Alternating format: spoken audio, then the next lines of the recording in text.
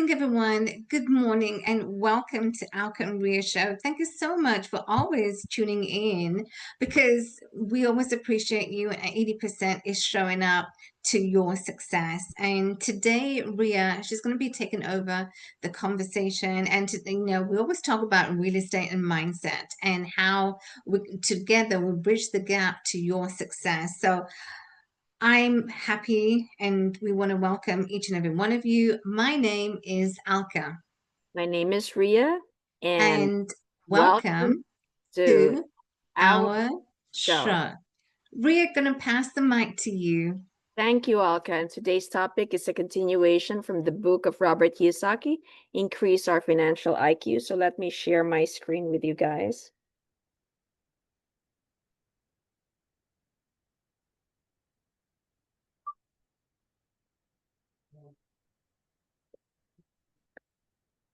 All right, so this is Finding Your Environment from the book of Robert Kiyosaki, Increase Our Financial IQ. So according to Robert, today many business schools ask Robert to come and speak to entrepreneurship classes. A common question the students would ask Robert is related to financial IQ number 1. And that is financial IQ number 1, if you remember, is make more money. And the question is, how do I find investors? How do I raise capital? Robert understands the question because it was a question that haunted Robert when he left the security of being an employee in the Xerox company and he became an entrepreneur after leaving the W-2 work. So Robert had no money and no one wanted to invest with him. The big venture capital firms were not knocking on Robert's door. Robert's answer to the business student is, you just do it. Just like with Nike's slogan, just do it. You just do it. You do it because you have to do it. Whatever it takes mentality. If you don't do it, you are out of business. Today, even though Robert has enough money, all he does is raise capital. He raised capital despite of his multi-million-dollar company, multi-million-dollar multifamily apartments. All he does is raise capital. That is all. That is all Robert's friend, the famous President Donald Trump. This is what he does. He also raised capital. Robert says his job is to raise capital. That is the number 1 job of an entrepreneur. So when we come to think about this, right, whether you have your business or whether you have a side hustle, then you are an entrepreneur. And your number 1 job is to be raising capital.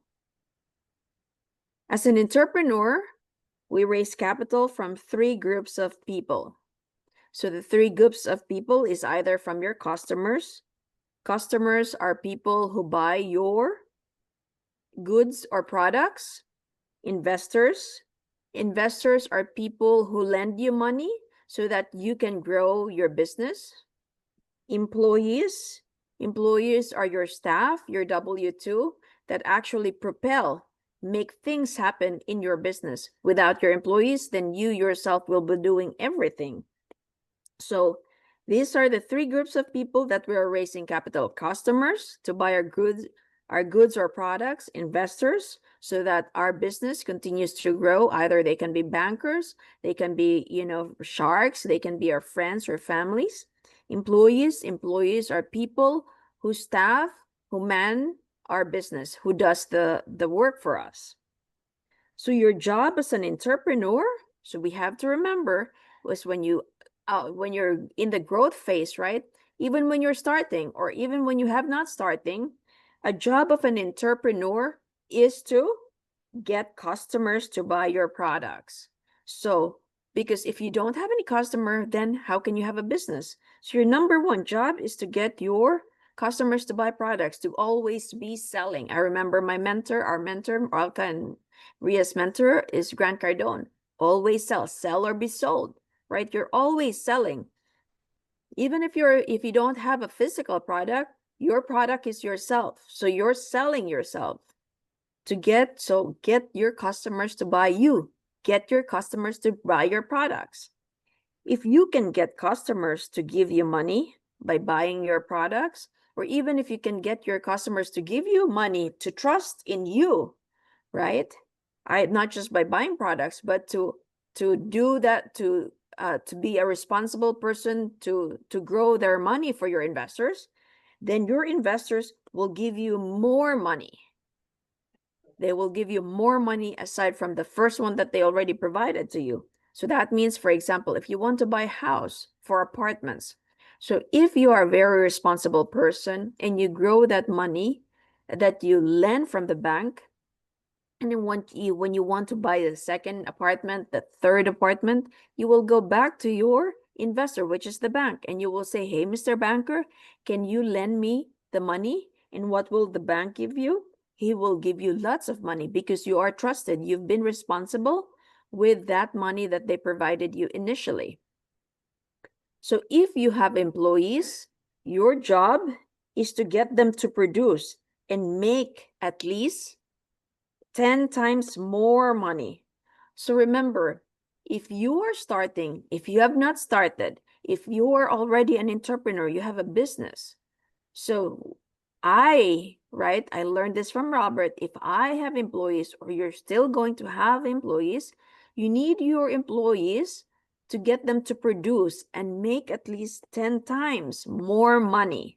Now, that is the tricky question, is how do I do that, right? How do we make our employees 10 times more money? How can we sell more products? How can they bring in income to the company? I remember Grant Cardone was saying, employees are actually not an expense. They should be investment. Because why? Your employees should bring in money to your company. They should not be an expense. They're more an investment to your company.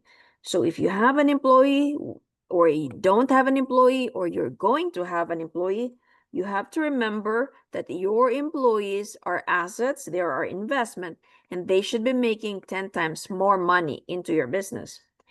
If you cannot get your employees to produce at least 10 times, according to Robert, if you cannot do that, what would happen? Then you are out of business. So if you cannot get your employees to produce at least the minimum 10 times more than you pay them, you are out of business. So nobody wants to be out of business.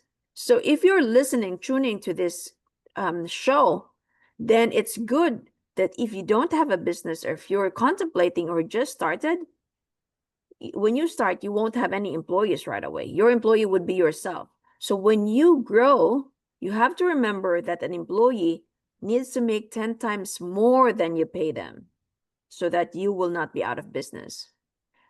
If you are out of business, you do not need to raise any more money, because why? You're already closed down, right? You're closed down.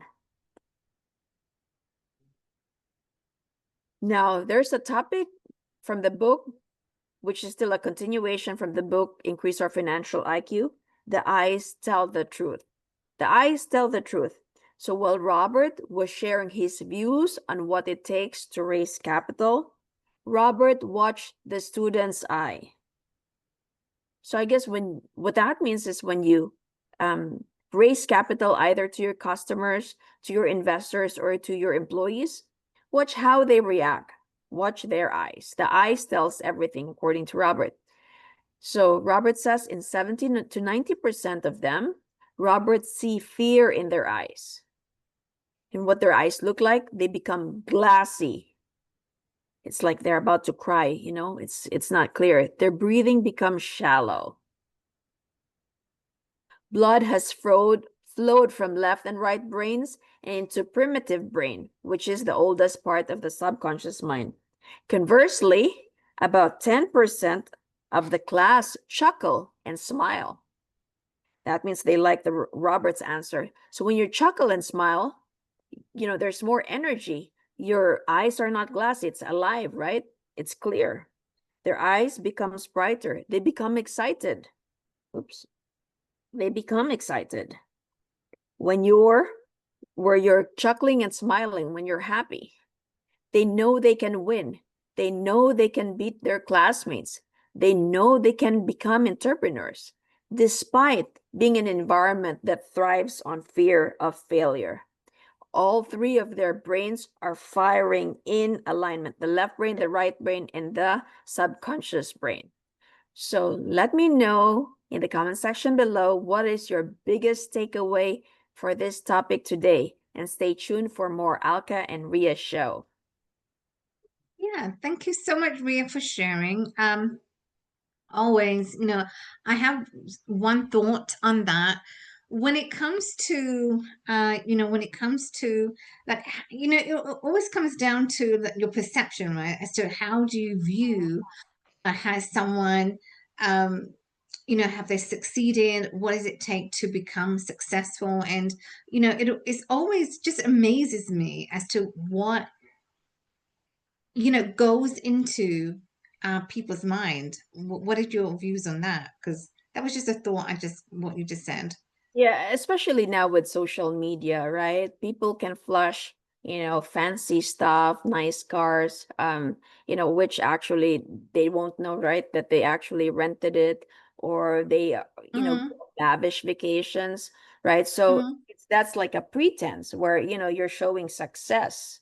But a lot Yeah. of, if you look at it, people who are successful, Warren Buffett or Sam Walton, when he was, or even Mark Zuckerberg, they wear plain clothes, right? Mark Zuckerberg liked to just wear either plain, gray shirt or white shirt, because why? He said, I don't want to spend my time thinking about, what to wear right now or to look flashy. They're very plain. They're very like, ordinary person. And why Exactly. was Steve Jobs. Steve yeah, Jobs was the same too. He just wore a black turtleneck and jeans because, yeah, and that's what him and Mark, exactly. That's what they were like. They're just wanting to uh, dress as to, very low key. Like you wouldn't think that they were CEOs of the company. They were just very low key. And also because they didn't want to sweat the small, because if they focus on the small big, tasks, right? Yeah. they won't get anything done. So they're wanting to focus on the bigger tasks, avoid that distraction. So absolutely, doesn't matter what you wear. It doesn't mean that you were the CEO because you dress, very nicely. But it's all about in your actions and your behaviors. How do you approach the business? Where do you want to take it? That is an entrepreneur. And that's exactly what you just said. So I like that. Yeah, a very contrasting, Mhm. multi-billionaire who's very plain and simple, doesn't want to spend time on thinking about, what they Yep. wear, what their outside appearance is, right? Whether they're wearing the same clothes, the same colors, right? Versus people who are like, very young and flashy and looking like Mhm. they, made it, but then that can easily be taken away, right? And or Mhm. they're just renting it. Yep. Like so we have to be careful as to who we listen to. Not everybody that shows fancy stuff, right, are actually people who are making. They're pretending. Mhm. Make it like you make it. So we just have to make sure that people who you want to follow have done it. They've proven their business model, their business success. So you have to make sure that your mentor has done it, and that's where you want to go, and that's why you're listening to that mentor. 100%. Exactly. Well, amazing. Thank you so much for sharing because, that little bit of nuggets like this, people don't know as to, okay, well, what do they need to do and how should they go about? So appreciate sharing that. Well, we've come to the end of another amazing, amazing conversation. And, we're going to see you the same time, same place come tomorrow morning. But as always, we always want to give you challenges because challenges allows you to grow, and that's what we want. So do the challenge what Ria has said and what I ask you of you as well. So these challenges allows you to grow and to expand your horizon. So make the rest of the day the best of your day, and we will see you the same time come tomorrow morning. Bye for now.